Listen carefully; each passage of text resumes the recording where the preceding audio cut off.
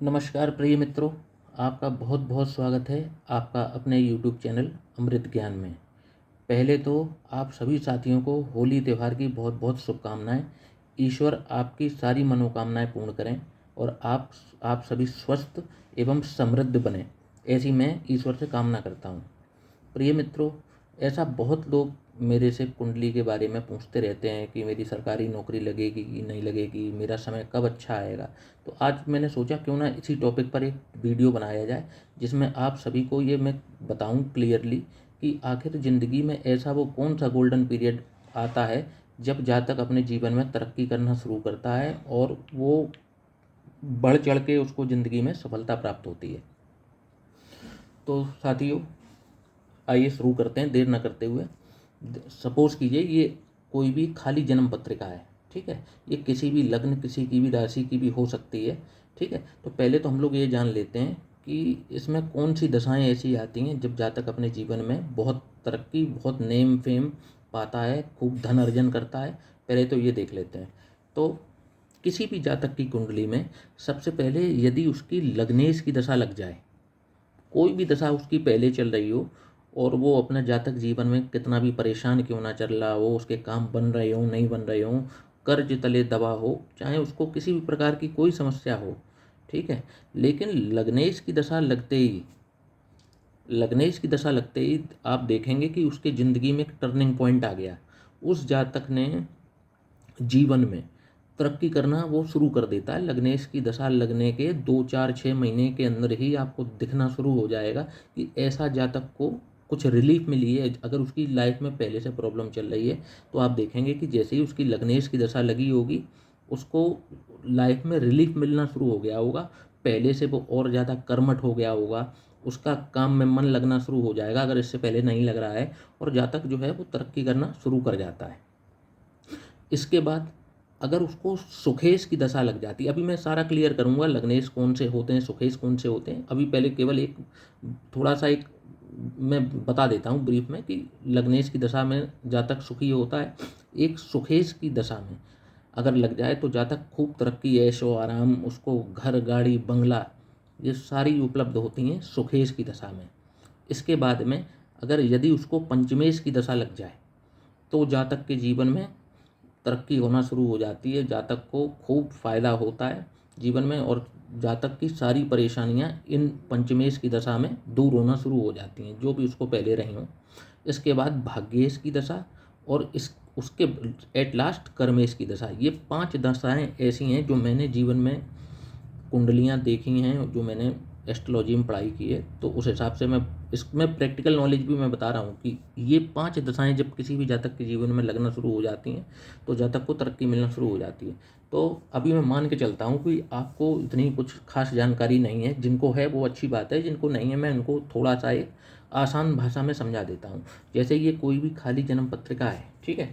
अभी मैं मान लेता हूँ कि ये जन्म पत्रिका 1 नंबर से शुरू होती है, जो कि मेष लग्न बन गई। ये 1 नंबर से शुरू हो रही है, तो इसके लग्नेश कौन बने? इसके लग्नेश बने मंगल। मंगल, ठीक है। और ये जो लग्न बनी ये बनी मेष लग्न। तो इस जातक के जीवन में जब भी मंगल की दशा लगेगी तो ये आप देखेंगे कि ये जातक के अंदर ये स्फूर्तिवान हो जाएगा और ये मतलब कर्मठ हो जाएगा। और इसकी हो सकता है कि लग्नेश अपनी दशा में इसको एक परमानेंट सोर्स ऑफ इनकम, अगर इससे पहले अगर उसकी ज़िंदगी अगर अनस्टेबल चल रही है, स्थायित्व तो नहीं है उसके जीवन में, तो आप देखेंगे कि लग्नेश की दशा में उस व्यक्ति ने तरक्की करना शुरू कर दी है, ठीक है। लग्नेश के बाद में यदि पंचम सुखेश, ये हो गए सुखेश, इसमें बने चंद्रमा, बने सुखेश, तो इस जातक को चंद्रमा की जो महादशा होगी, अंतरदशा महादशा, ये बहुत अच्छी निकलती है, ठीक है। इसके बाद में पंचमेश, ये हो गए पंचमेश, तो इसमें इनको सूर्य की दशा। तो 3 मैंने गिना दिया, लग्नेश, सुखेश, पंचमेश। इसके बाद में भाग्येश, जो इसमें बने गुरु।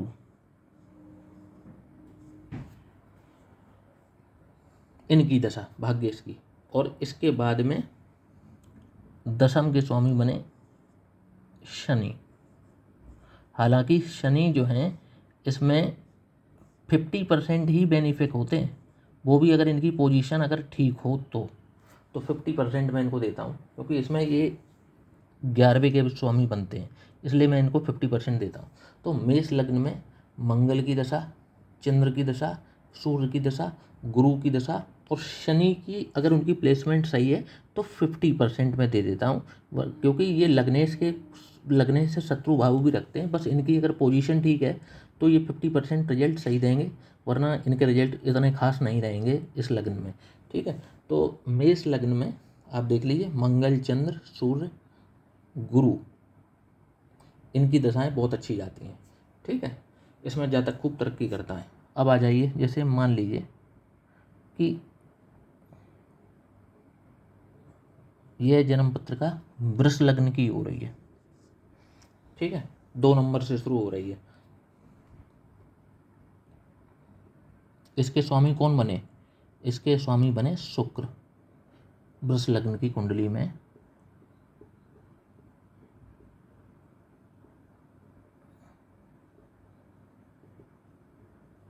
इसके स्वामी बने शुक्र।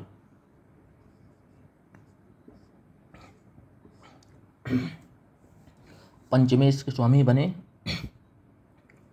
चतुर्थेश के स्वामी जो सुखेश हैं उनके स्वामी बने सूर्य। पंचमेश बने बुध।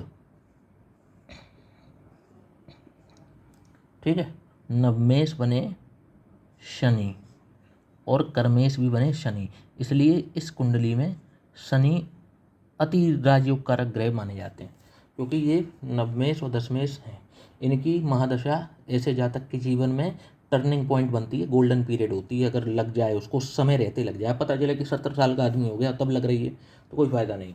दशाएं लगने का भी एक उम्र होती है, कमाने की भी एक उम्र होती है।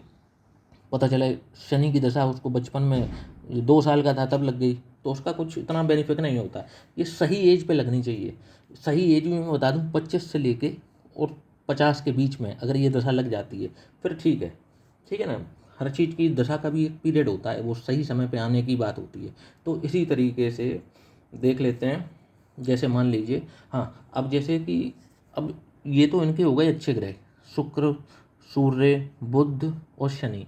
ठीक है, अब इनको मंगल की महादशा मिल जाए, अगर जैसे मान लीजिए मंगल बनते हैं ये, अब मंगल इनके कौन हुए? इनके मार्केश हुए, मंगल इसके स्वामी हो गए और एक यहाँ के भी स्वामी बनते हैं।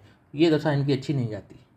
ठीक है, और इसके बाद में इनको अष्टमेश, जो कि गुरु ये अष्टमेश हो गए इनके। किसी भी जातक की कुंडली में अष्टमेश की दशा अच्छी नहीं होती। और व्ययेश, ये दशाएं आदमी को डुबा देती हैं, कर्ज तले आदमी को डुबा देंगी, कर्जे में डुबा देती हैं, परेशान करती हैं, बहुत रुकावटें आती हैं। अगर इनकी महादशा लग जाए, अष्टमेश की लग जाए, द्वादशेश की लग जाए, रोगेश की लग जाए, ये षष्ठ भाव के अगर स्वामी की दशा लग जाए तो बहुत इसमें परेशानी होती है। ठीक है, तो ये तो हो गया गोल्डन पीरियड का। अब एक उदाहरण और ले लेते हैं। जैसे मान लीजिए, अब सबके लिए तो इतना समय नहीं है वीडियो बनाने का, लेकिन मैं एक और ले लेता हूँ। जैसे कि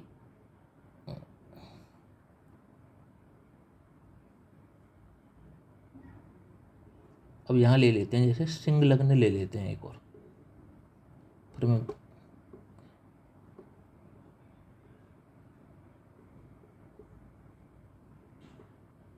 अब जैसे ये सिंह लग्न हो गई, लग्नेश कौन बने? सूर्य। इनकी महादशा लग जाए इनको।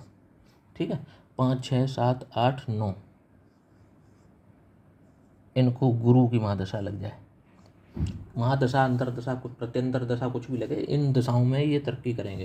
ठीक है, 5, 6, 7, 8 मंगल की दशा लग जाए, 8 नंबर यहाँ आएगा, मंगल की दशा लग जाए। ठीक है, मंगल के बाद में, क्योंकि मंगल इनके सुखेश भी हैं और भाग्येश भी हैं। ठीक है, इनको शुक्र की दशा लग जाए। ठीक है, तो ये इनकी जिंदगी का गोल्डन पीरियड हो जाएगा। ऐसी तरीके से आप लोग अपनी भी जन्मपत्री में अपना ये देख सकते हैं कि आपकी ज़िंदगी का गोल्डन पीरियड कब आएगा। कोई भी लग्न हो, आपको बस लग्न का नंबर पता होना चाहिए। आपको पता चल जाएगा कि आपका गोल्डन पीरियड कब शुरू होगा। जैसे मान लो कर्क लग्न चल रही है, कर्क 4, कर्क यहाँ शुरू हो रही, चंद्रमा के वो बनते हैं, ठीक है।